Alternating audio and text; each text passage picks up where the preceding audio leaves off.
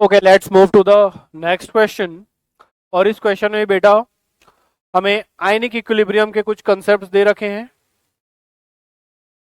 जिन्हें चेक करके हमें यह बताना है कि ये स्टेटमेंट ट्रू है या फॉल्स। तो पहले स्टेटमेंट की अगर बात करें तो पहला स्टेटमेंट कह रहा है the pH of a solution made by dissolving 1 mole each of HCl NaOH and ammonium acetate in the same beaker is 7 if pKa of acetic acid and pKb of ammonia are same। तो पहला बेटा ये जो statement है पहला बिल्कुल सही है, क्योंकि अगर बेटा आप HCl और NaOH को रिएक्ट करोगे आपस में, क्योंकि दोनों के एक एक मोल ले रखे हैं, आपको NaCl मिलेगा और इसका जो सॉल्यूशन होगा वो क्या होगा, न्यूट्रल। यानी HCl और NaOH के एक एक मोल के कारण सॉल्यूशन न्यूट्रल होगा, जिसके कारण इसका pH 7 होगा at room temperature. But sir आपने एक मोल अमोनियम एसीटेट भी तो ले रखा है। अब अमोनियम एसीटेट जो है बेटा, अमोनियम एसीटेट जो है वो वीक एसिड और वीक बेस का सॉल्ट है, और इसके pH का फॉर्मूला होता है 7 plus half pKa minus pKb।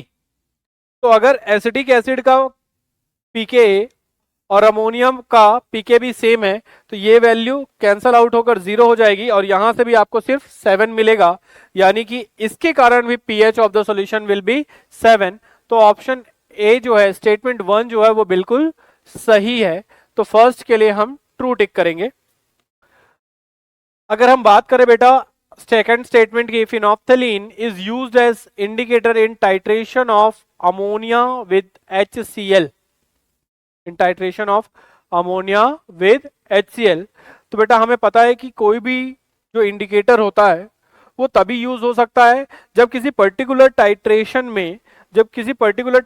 में, इंडिकेटर की पूरी रेंज कवर हो, या मिड पॉइंट के पास या एंड पॉइंट के पास इंडिकेटर की पूरी रेंज कवर हो। तो अगर हम बात करें बेटा फिनोप्थलीन की, तो फिनोप्थलीन का जो रेंज होता है वो 8 से 10.2 के अप्रॉक्स होता है बेटा।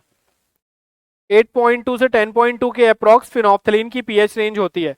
लेकिन जो आप HCl और अमोनिया की टाइट्रेशन करते हो, HCl और अमोनिया की टाइट्रेशन करते हो, तो इसमें जो सडन जंप आता है बेटा वो आता है 3 से 10 के बीच में।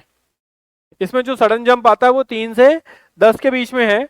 तो आप ध्यान से देखो तो इसमें फिनोप्थलीन की पूरी रेंज कवर नहीं हो रही है, इसमें फिनोप्थलीन की पूरी रेंज कवर नहीं हो रही है। और जब तक किसी इंडिकेटर की पूरी रेंज कवर ना हो उस टाइट्रेशन में, आप उस इंडिकेटर को यूज नहीं कर सकते। यानी कि फिनोप्थलीन को HCl और अमोनिया के टाइट्रेशन में यूज नहीं किया जा सकता। Statement 2 is a false statement.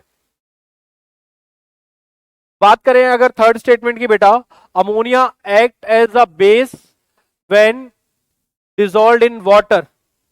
Ammonia act as base when dissolved in water. बिल्कुल सही बात है बेटा। जैसे ही आप अमोनिया को पानी में डालते हो, अमोनिया को हम जैसे ही पानी में डालते हैं बेटा, ये अमोनियम आयन में कन्वर्ट होती है। और अमोनियम आयन में कन्वर्ट होने का मतलब है अमोनिया ने अपने लोन पेयर वाटर के H+ को डोनेट करे हैं। अमोनिया ने अपने लोन पेयर वाटर के H+ को डोनेट करे हैं, और जैसे ही ये अपने H+ डोनेट करता है ये एक लुईस बेस की तरह बिहेव करता है। यानी कि अमोनिया वाटर में जाने के बाद बेस की तरह बिहेव करती है, is a true statement. So the correct option will be true, false and true. so the correct answer will be option C।